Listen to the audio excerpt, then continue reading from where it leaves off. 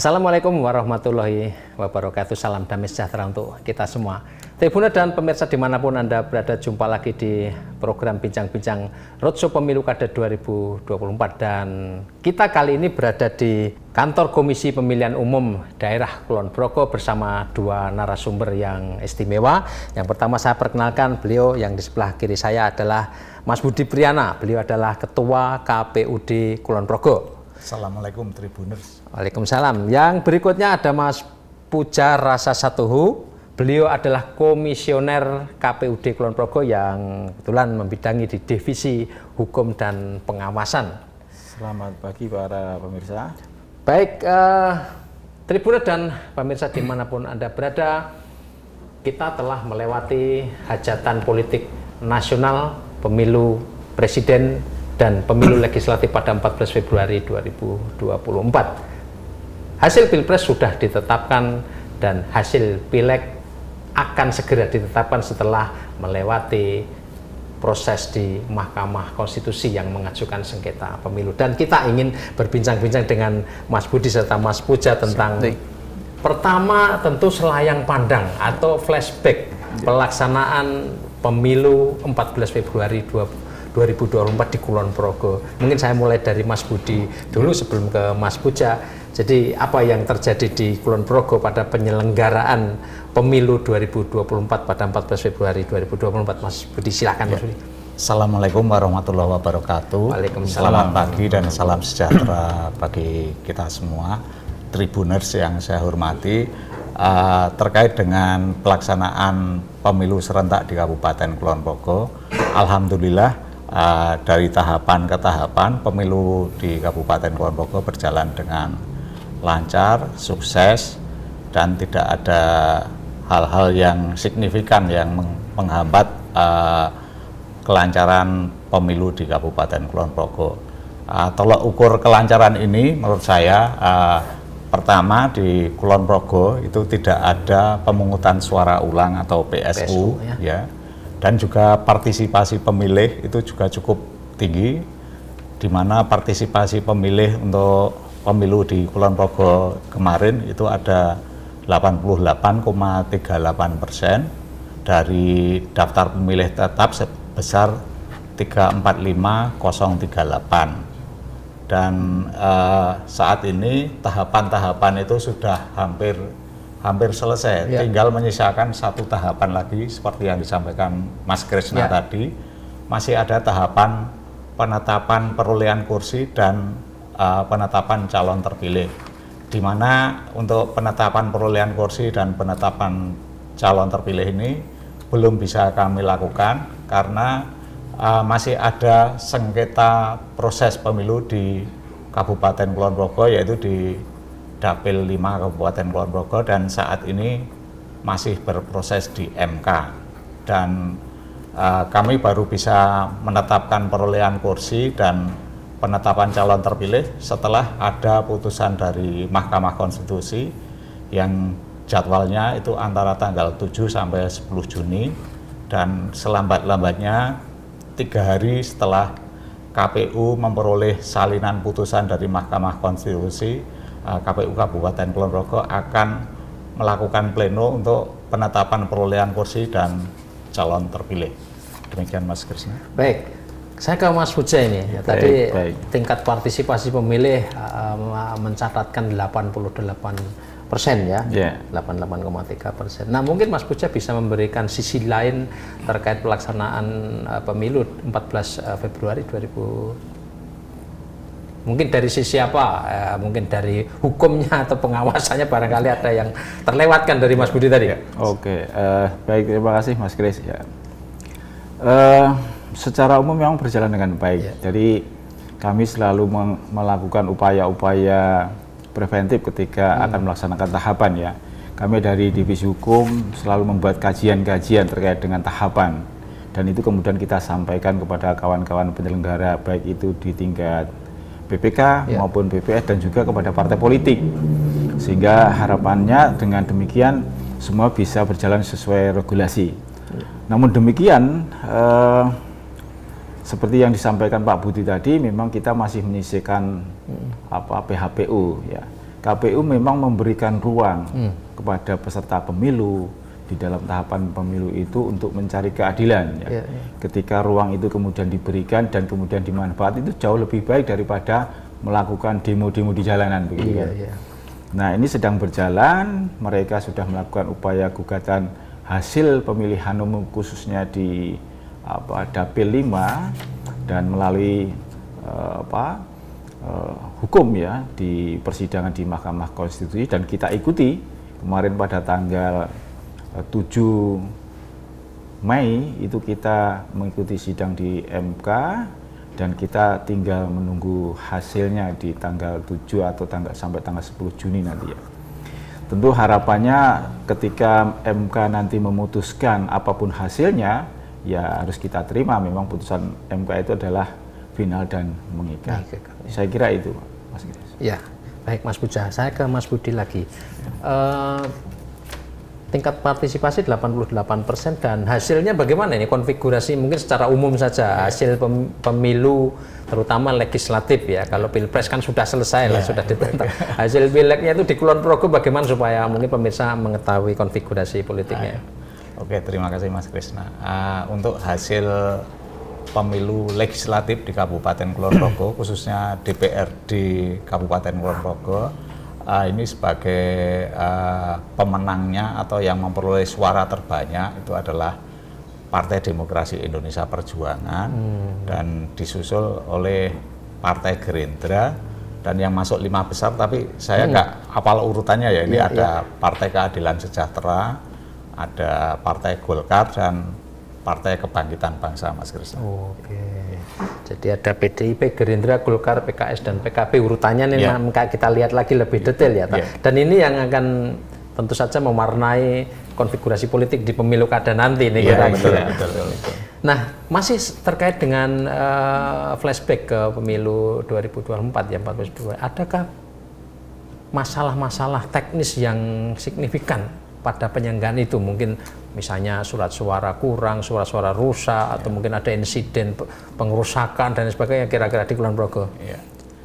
Alhamdulillah secara umum pelaksanaan pemilu di Kabupaten Kulon Progo berjalan dengan lancar, tetapi ya di lapangan tetap memang ada kendala-kendala, tapi yang penting kita bisa mengatasi kendala-kendala tersebut.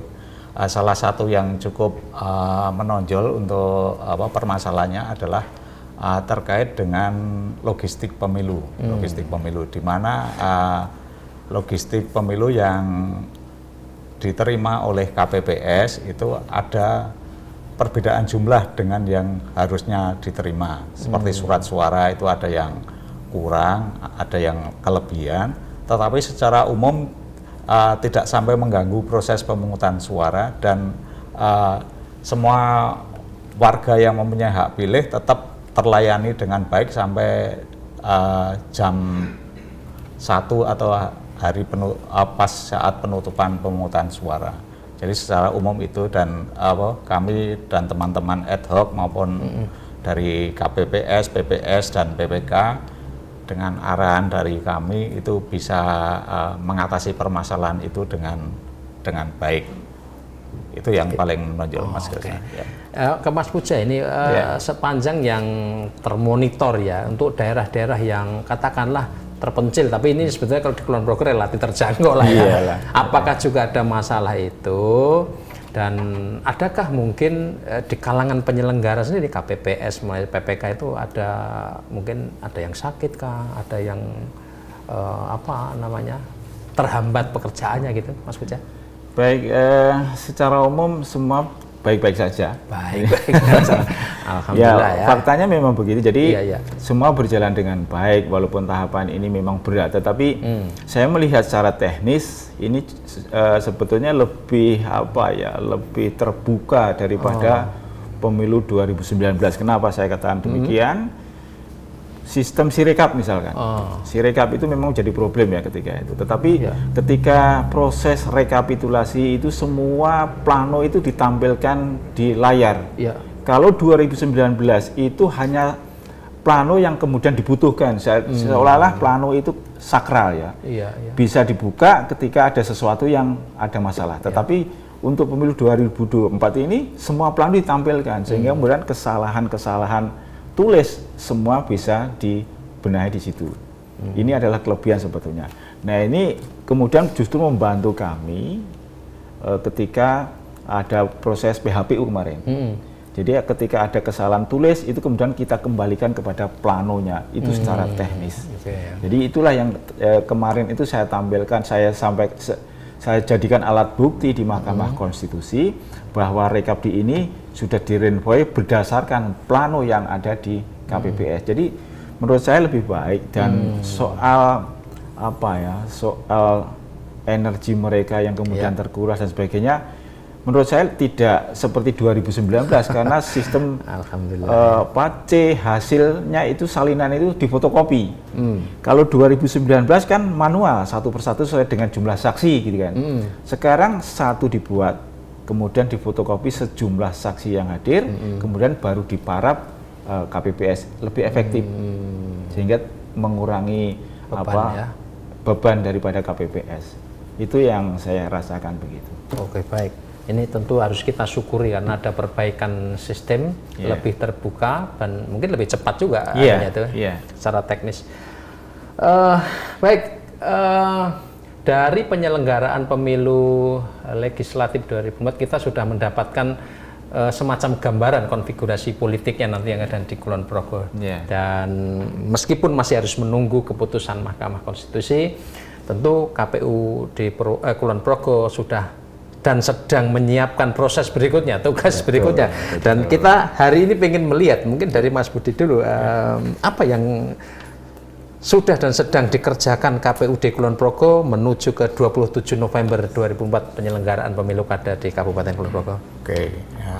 Ini untuk pelaksanaan pemilu, tahapan pemilu serentak Pileg dan Pilpres ini kan tahapannya masih belum selesai, tetapi kita juga sudah beririsan dengan tahapan pilkada dan kita harus pandai-pandai memanage waktu dan mengatur tahapan-tahapan ini sehingga kedua-duanya bisa berjalan beriringan. Dan untuk tahapan pemilihan Bupati dan Wakil Bupati Kulon Progo 2024 yang sudah dan sedang dan akan berlangsung adalah yang pertama terkait dengan pendaftaran untuk pemantau pemilu 2024, di mana KPU Kabupaten Kulon Progo membuka pendaftaran bagi organisasi atau lembaga yang ingin memantau pelaksanaan pilkada di Kabupaten Kulon Progo, dan ini sudah kami buka pendaftarannya mulai tanggal 27 Februari sampai nanti tanggal 16 November 2024. Selain itu juga kami juga telah membuka untuk pendaftaran ya, untuk penyerahan dukungan, syarat dukungan bagi calon perseorangan, di mana tanggal 8 sampai 12 Mei kemarin itu adalah tahapan penyerahan syarat dukungan bagi calon perseorangan. Dan di Kulon Progo sampai tanggal 12 Mei pukul 23.59 WIB tidak ada calon perseorangan yang menyerahkan syarat dukungan. Dan selain itu saat ini yang sedang berlangsung adalah tahapan pembentukan badan ad hoc yaitu PPK dan PPS. Dan untuk PPK hasilnya sudah kami umumkan hari ini, ada 60 anggota PPK se-Kabupaten Kulon Progo, masing-masing 5 anggota per Kapanewon. Jadi total ada 60, sudah kami umumkan hari ini. Dan insya Allah besok pagi tanggal 16 Mei akan kami lantik menjadi anggota PPK Kulon Progo. Dan untuk yang rekrutmen PPS saat ini juga sudah berlangsung beririsan dengan rekrutmen PPK. Untuk rekrutmen PPS saat ini sudah pendaftaran sudah kami tutup dan akan kami lakukan tes tertulis secara CAT nanti tanggal 17 Mei 2024 ini. Kami bekerja sama dengan lembaga pendidikan di Kabupaten Kulon Progo untuk tempat pelaksanaan CAT yaitu di SMK 1 Pengasih. Dan tahapan-tahapan yang mungkin yang krusial yang kedepannya yang perlu mendapatkan perhatian adalah tentang pendaftaran pasangan calon, di mana pendaftaran pasangan calon ini di tahapan adalah tanggal 27 sampai 29 Agustus 2024 dan tahapan-tahapan selanjutnya adalah penetapan pasangan calon, tahapan kampanye, dan terakhir tahapan pemungutan dan penghitungan suara dilanjutkan dengan tahapan rekapitulasi sampai dengan pengangkatan sumpah dan janji pasangan calon terpilih. Demikian Mas. Dan itu ditargetkan sampai kapan Mas? Sampai apa namanya penetapan paslon terpilih, kemudian pelantikan itu? Ya. Di tahun ini atau menyeberang ke 2025 itu ya? Tahun yang sama. Tahun yang sama. Oh, tahun yang sama ya. Oke, baik ke Mas Puja. Mungkin kurang lebih sama ya, artinya persiapan yang sudah dan sedang dilakukan oleh KPUD, termasuk mungkin soal pembaruan pemilih. Barangkali ada nggak proses ke sana itu ya? Apa kita menggunakan DPT yang sebelumnya? Baik, soal DPT memang beda. Jadi untuk pilkada ini nanti ada pemutakhiran data pemilih tersendiri karena dasar hukumnya juga berbeda. Kemudian ini kan biasanya pakai sistem orang yang ada di tempat, bukan berdasarkan penduduk ya. Iya, penduduk setempat.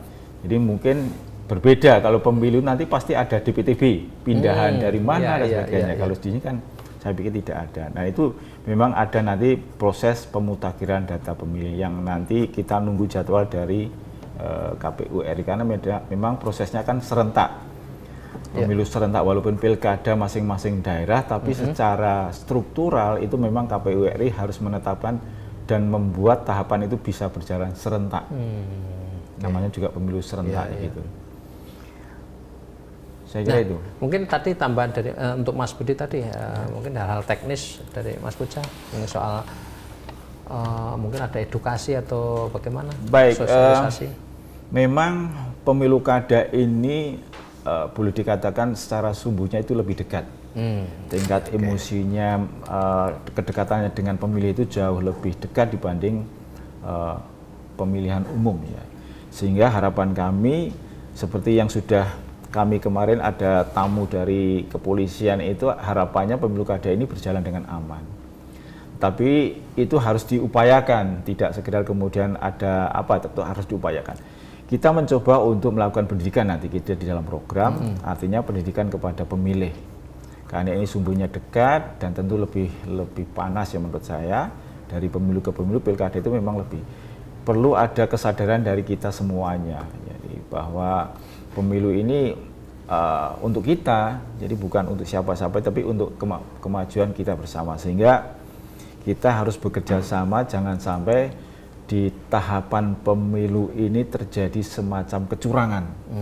Dan itu kan memacu potensi konflik. Iya, kontribusi konflik yang harus kita hindari, sehingga harapannya semua stakeholder itu bisa terlibat di sana. Nah tentu itu tidak bisa terwujud tanpa ada koordinasi. Kita nanti akan mencoba seperti tahapan pemilu kada sebelumnya itu biasanya kalau Kulon Progo itu ada yang namanya Cafe Morning. Coffee Morning itu koordinasi antara KPU, Bawaslu, pemerintah daerah, kepolisian, pengadilan dan sebagainya. Itu biasanya seminggu sekali. Nah, dalam minggu ini dibahas tentang permasalahan, kemudian dibahas bagaimana solusinya.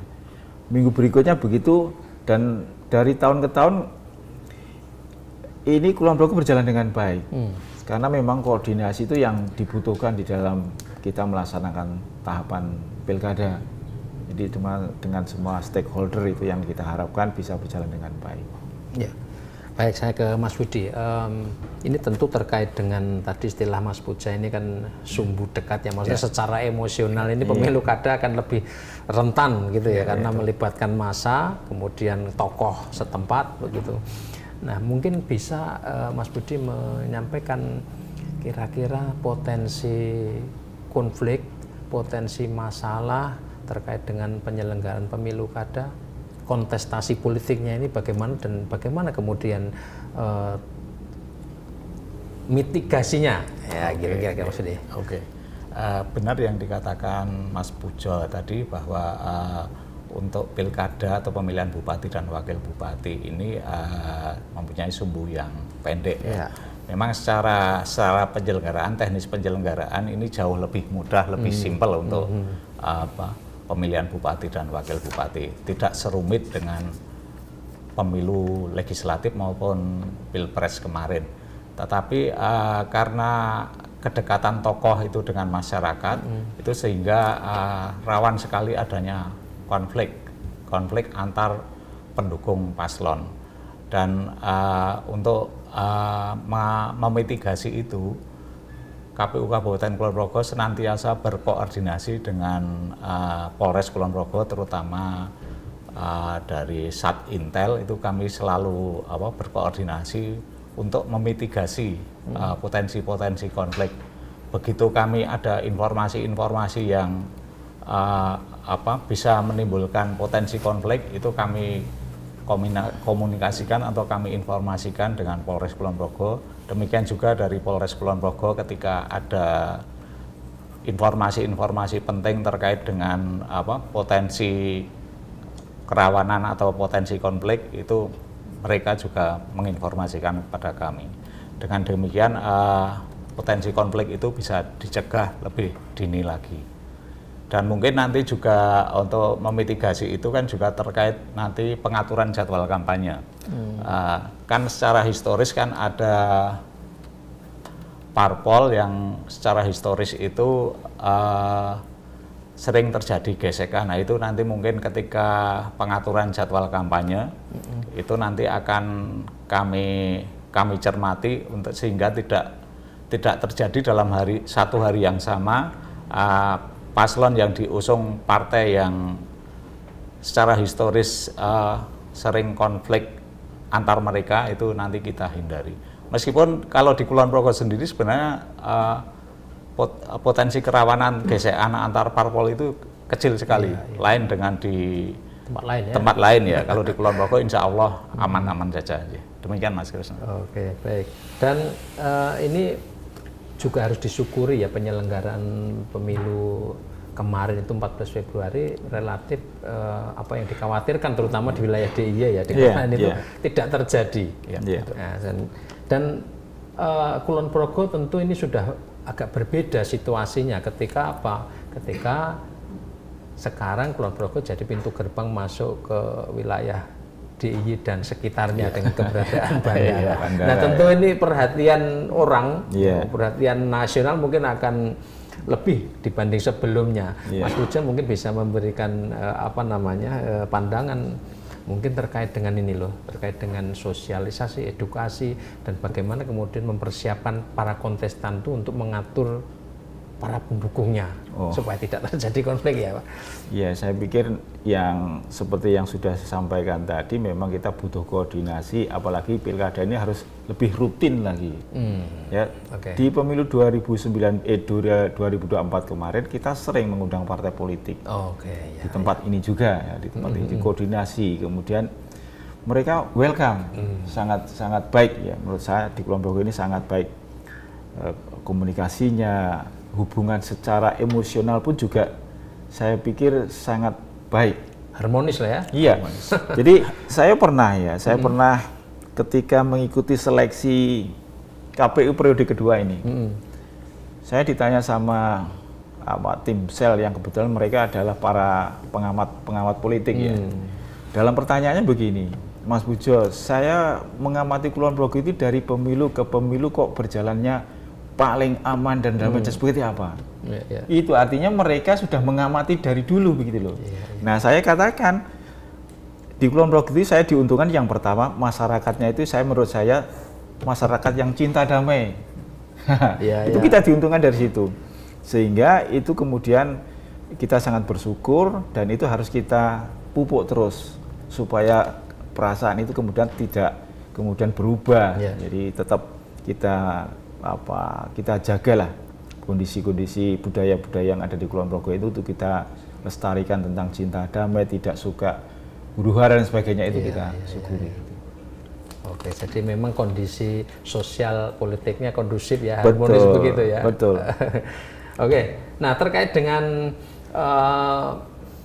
nah tentu kan penyelenggaraan ini butuh pendanaan gitu ya. Iya. Sampai hari ini apakah ada kendala atau fine saja? Ya.